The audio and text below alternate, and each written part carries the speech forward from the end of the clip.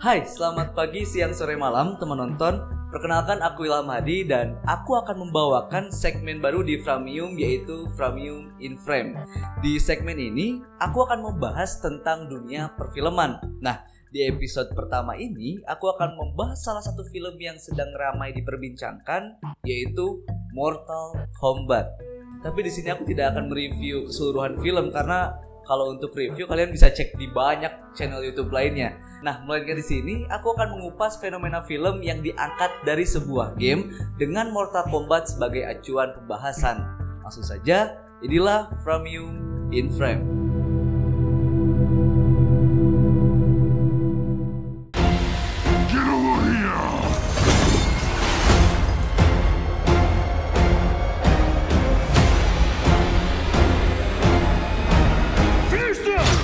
Film Mortal Kombat tahun 2021 telah dirilis di Indonesia pada 14 April 2021 dan baru dirilis di seluruh dunia pada 23 April 2021. Film ini merupakan sebuah alih wahana dari video game menjadi sebuah film. Sapardi Djoko Darmono menjelaskan jika alih wahana merupakan pengubahan jenis kesenian ke jenis kesenian lain.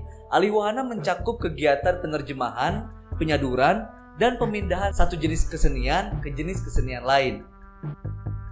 Contoh alih wahana yang sering digunakan adalah karya sastra yang diubah menjadi film, di mana hal ini mengubah imaji menjadi sebuah bentuk visual yang konkret. Sementara untuk game dan film yang memiliki media yang sama, yaitu audiovisual, membuat imaji penonton yang sebenarnya sudah terrealisasi dalam game diubah bentuk visual kolektifnya sesuai dengan kebutuhan untuk dijadikan film. Contohnya adalah dalam film Mortal Kombat ini. Kita selaku pemain game Mortal Kombat pasti tahu bentuk dari karakter Sub-Zero seperti apa, Scorpio seperti apa, dan karakter yang lainnya. Kita juga telah disuguhkan cerita yang original yang dapat kita ikuti dan kita mainkan pada gamenya. Namun, ketika diubah menjadi film, kita menemukan beberapa perbedaan dari segi visual maupun ceritanya. Seperti karakter Scorpio yang seperti ini, diubah menjadi seperti ini dalam film. Lalu untuk cerita, kita dihadirkan karakter baru yang sama sekali tidak pernah ada dalam game, yaitu Cole Young. Hal ini sebenarnya bukan sebuah masalah dalam alih wahana, tetapi apakah perubahan visual dan cerita tadi membuat film ini menjadi lebih baik atau malah jadi lebih buruk? Nah, ini yang bakal kita bahas. I am Sub-Zero. Di dalam film, penonton pasti disuguhkan sebuah cerita yang dibalut dengan kemasan visual yang menarik. Untuk film Mortal Kombat, secara visual, film ini memberikan gambaran realistis dari game secara baik. Singkatnya, jika kejadian Mortal Kombat ada di dunia nyata, kita tahu bahwa bentuk Liu Kang itu akan seperti ini, Kung Lao itu akan seperti ini, bumi itu akan seperti ini, dan lain-lain. Tapi jangan lupa, selain visual, storyline merupakan hal yang sangat penting dalam film. Storyline atau jalan cerita dibutuhkan agar penonton dapat merasa simpati terhadap karakter atau ikut masuk ke dalam alur cerita sehingga seolah-olah merasakan dinamika emosi yang dihadirkan dalam film. Film Mortal Kombat sendiri menceritakan Cole Young, seorang atlet MMA yang diburu oleh Sub-Zero karena memiliki tanda di dadanya. Tanda itu merupakan simbol seorang pejuang yang mengikuti turnamen antar realm, yaitu Mortal Kombat. Karena takut akan keselamatan keluarganya, Cole Young memutuskan meninggalkan keluarganya untuk ikut dengan Sonya Blade dan kawan-kawan untuk melatih kekuatannya. Singkat cerita, Cole Young dapat menguasai kekuatannya dan mengalahkan musuh yang coba menghabisi pejuang Earthrealm sebelum turnamen Mortal Kombat dimulai. Secara cerita memang sangat simpel dan tidak bertele-tele, tapi hal ini pula yang membuat karakter Cole Young yang seharusnya dihadirkan untuk menarik simpati penonton dengan konfliknya menjaga keluarganya, struggling untuk mendapatkan kekuatannya dan melindungi bumi, tampak tidak begitu berhasil.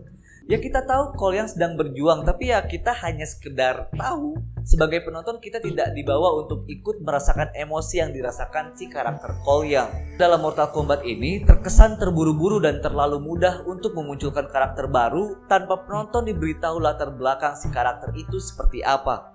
Di scene akhir kita juga diperlihatkan bahwa kegunaan Cole Young di film ini semata-mata hanya untuk memunculkan karakter Scorpio, karena Cole Young adalah anak dari Scorpio atau Hanzo Hasashi.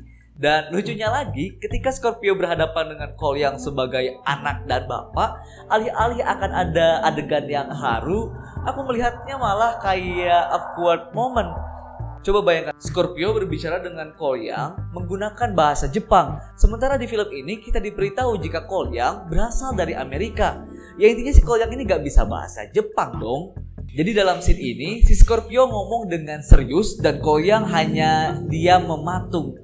Mereka ini anak dan bapak. Cole yang selalu terbayang sosok bapaknya yang menghantui dia. Tapi pas bapaknya bangkit, malah gitu aja.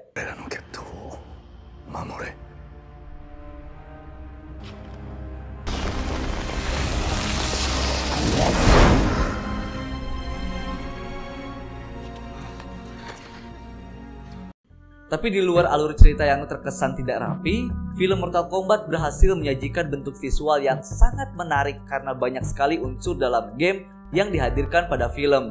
Seperti arena pertarungan yang bisa berubah-ubah, pertarungan brutal yang intens, dan yang terakhir adalah fatality-nya. Tapi sayang, untuk versi bioskop Indonesia terlalu banyak sensor yang sangat mengurangi esensi gore dan banjir darah seperti yang ada dalam game. Tapi ya, Mortal Kombat ini benar-benar mempresentasikan kebanyakan film yang diangkat dari game. Yang biasanya film-film semacam ini akan fokus menonjolkan karakter-karakter terkenal dalam gamenya, lalu membalut karakter tersebut dengan sebuah cerita.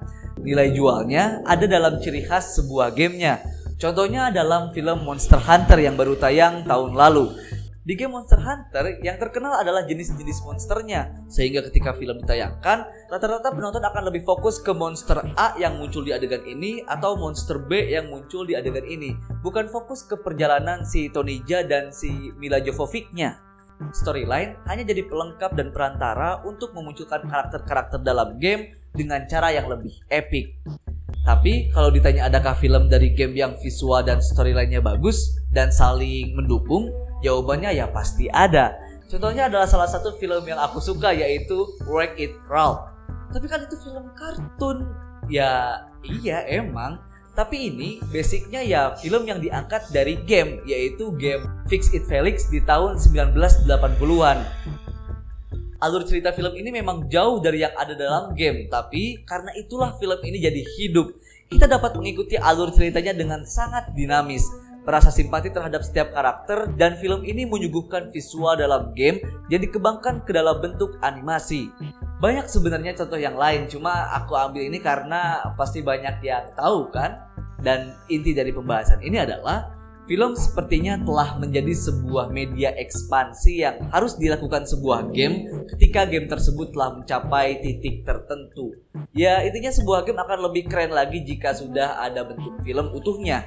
Hal ini disebabkan karena film merupakan wahana yang lengkap dan mampu menarik khalayak ramai, sehingga membuat industri game mendapat keuntungan lebih dari sekedar penjualan gamenya. Shigeru Miyamoto yang merupakan game designer dari Nintendo pernah berkata, "Saya pikir video game secara keseluruhan memiliki alur yang sangat sederhana pada segala yang terjadi di dalam game. Kami membuat aliran itu menghibur dengan menerapkan banyak elemen berbeda pada video game agar pemain tetap terhibur.